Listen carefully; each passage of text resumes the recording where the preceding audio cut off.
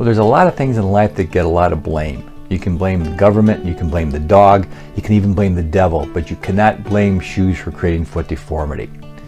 It's very common in my practice to hear that a certain pair of shoes worn as a kid created problems later on in an adult. Now, it took 50 years to develop, so there's a really big disconnect behind that. Now, shoes will create a little bit of help, they'll also create a little bit of problems.